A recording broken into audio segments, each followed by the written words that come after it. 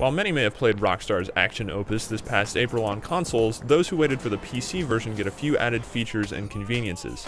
For the main single-player game, you'll still be controlling Niko Bellic, one of the most memorable video game characters in recent history, as he moves up through the criminal underworld of Liberty City and encounters a host of well-realized NPC characters.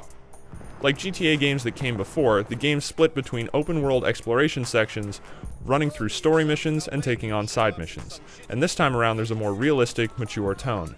Main story missions adhere to structures that should be familiar to series veterans, with initial travel sequences, a conflict, and an escape, though the setups here tend to be more interesting and focused from those of games past.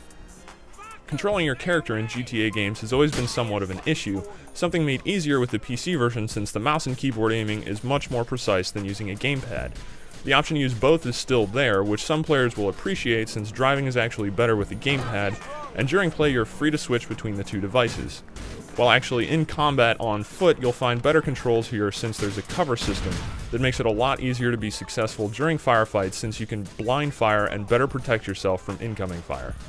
Though missions and advancing the story are certainly entertaining, a lot of GTA's appeal is about witnessing and experiencing moments. Those unique experiences that arise from interacting with a virtual metropolis with its own traffic patterns and citizenry. With the PC version, you'll actually be able to save these moments by hitting the F2 key, which stores a short segment of gameplay. Using an in-game video editor, you can cut together different clips you've stored, add special filters and bits of text, change the play speed, alter camera angles, overlay music tracks, and more, which is definitely a nice option for keeping alive the memories of going on epic cop chases. Another element altered for the PC version is the multiplayer suite, which includes a wide range of modes from citywide free-for-alls to death matches, a variety of team-based games, races, and cooperative challenges. For the majority of the modes, the player limit has been bumped up to 32 players, meaning there'll be a whole lot more chaos going on online, and Rockstar's also added in a more convenient method of searching for matches. As with most PC versions of console games, you'll find some options for enhanced visuals with this one, though you're going to need a powerful system to get it running smoothly.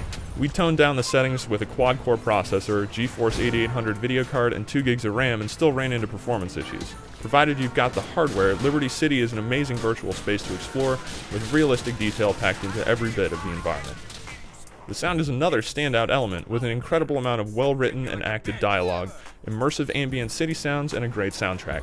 That being said, it's a long game, and you're likely to get tired of the soundtrack and sarcastic radio ads eventually. In the PC version, you can switch things up by tuning into Independence FM, a new radio station that'll play your music files if they're placed in the correct game directory. If you've never played GTA 4 before, this is a great version to jump in with, just as long as you're conscious of the hardware requirement element. It's a more streamlined, focused GTA entry that offers up more believable, rounded characters, and the opportunity to explore both professional and social elements of Niko's life. Combine that with the freedom of the open world, the significant multiplayer component, and the beautiful cityscape, and a number of tweaks by Rockstar to make the game world easier to navigate, and it's hard to be disappointed. For the full review, log on to IGN.com.